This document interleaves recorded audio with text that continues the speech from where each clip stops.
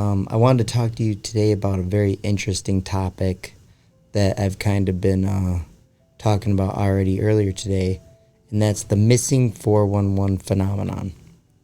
Now, what is the missing 411 phenomenon?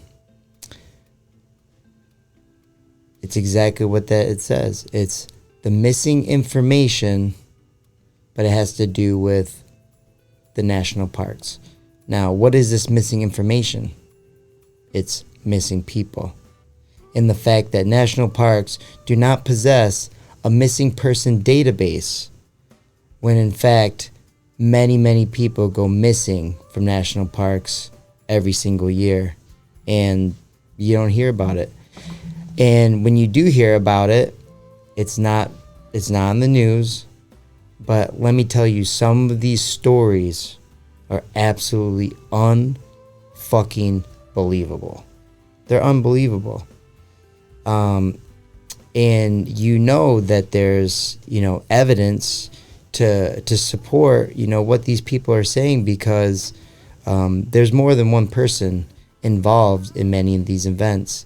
In fact, there's whole search parties filled with a huge group of people, so, it is just very interesting when you start, going over each case by case.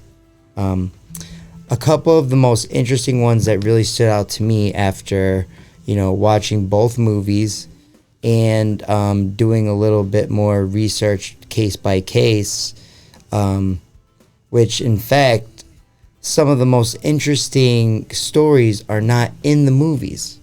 They're not in the movies. One case was a hunter was found deceased and crushed underneath a tree. Now, think about what I just said for a second. Underneath a tree. How the fuck do you get underneath a tree? Like, something picked up the tree, put him underneath it, and slammed it down on top of him. Roots and all. He's just stuck underneath the tree, crushed to death. What the fuck could do that? And when you've got multiple people walk up on the body, it's not just a story. When a guy's missing and they go searching for him and they find him and he's underneath a fucking tree, what's going on? I mean, it's okay to ask questions. That's normal. Some of the more optimistic cases that still blow your mind are, and forgive me for not thinking of the name right off the top of my head, but a young child about 3 to 5 years old. And there's been many stories like this, many stories, but let me just focus on one story for a second. Is the kid walks to the edge of the woods and then he goes missing. All of a sudden, there's a search party for him. And during the 4th or 5th day, everyone's thinking that they're just going to be finding a body. They're no longer thinking they're going to find a 4-year-old child in the woods by themselves, not knowing how to forest for water, and live off the land, would be surviving 5 days, in their head without water. That's what people are thinking. Not to mention the terrain is absolutely mountainous in this area. Absolutely mountainous, right? So when they're searching up a mountain and the little kid just walks out of the cave like it's no big deal, and everyone's like, oh my God, it's amazing, we found him alive. And they're trying to figure out how this baby's alive 5 days later. But also, how did it get up the fucking mountain? The experts and the rescuers and the firemen and the mountain climbers were like, no fucking way this baby made it up that mountain. No fucking way. But what happened? The baby walks out of the cave And when they asked him, how are you alive? What happened? It says the snowman, the snowman. That's all they could say, because they don't say much. They're 3-4 years old. I don't really know. They're young, a toddler, not capable of climbing thousands of feet up the mountain or hiking. Not capable. Like, it's absolutely impossible. Another very interesting one was where a hunter who had been hunting in a place his entire life, his body was found as a skeleton, pretty much, leaning up against a tree. And he had been missing for years, but by the time they found him, it's a skeleton, and his clothes were nicely folded next to his body. Weird. Look, again, I'm just thinking off the top of my head, so forgive me for not really having a structured, a structured idea of, how I want to present it. I just want to talk about the missing 411 phenomenon for a second. And if you look into this, you'll come up with thousands and thousands of cases on interesting disappearances and reappearances, interesting stories, right? So look into it.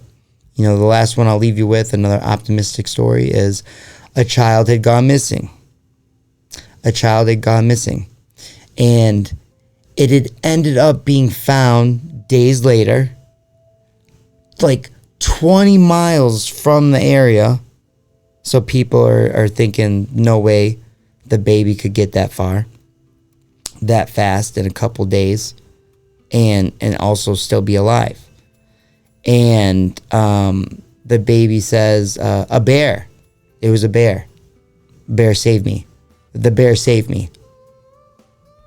Not to mention, the stories of the men that said they were kept to life by some sort of huge hairy primate. Now, I tend to believe the adults less. When it's just an adult by himself and it's a story, I tend to believe those stories a lot less. But when you got a whole fucking search party searching for a child, and they all find the child 5 days later, and it's like a snowman or a bear or whatever they come up with, it doesn't really matter. They could say whatever they could come up with, it wouldn't matter.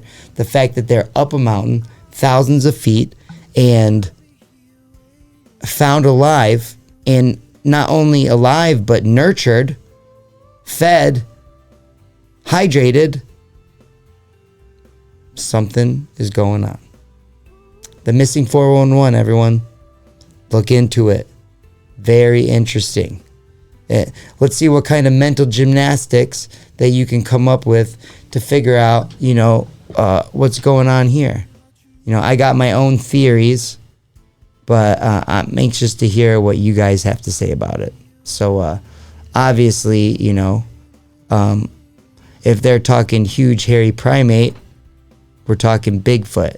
If we're talking people that just disappear into nowhere, we never find bones or anything, maybe they were attacked by a bear or a mountain lion and eaten whole.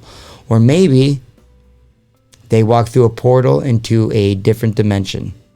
Or if we're in a simulation, maybe they just kept walking until it stopped rendering. And then they were, we don't have a program for you anymore. Who the fuck knows? All I know is that life is a lot more interesting than the powers that be want you to know. They don't want you looking into this. They want you looking at the TV and the news and being scared and distracted by all their fear tactics and everything that they do. So, just keep that in mind. And I suggest that you look into things that are more interesting, that spark your curiosity, and not so much falling for the media narrative of trying to distract you from everything that you may think is, very, very important or at least interesting. So take care, stay efficient, stay the course, everyone. Have a good one.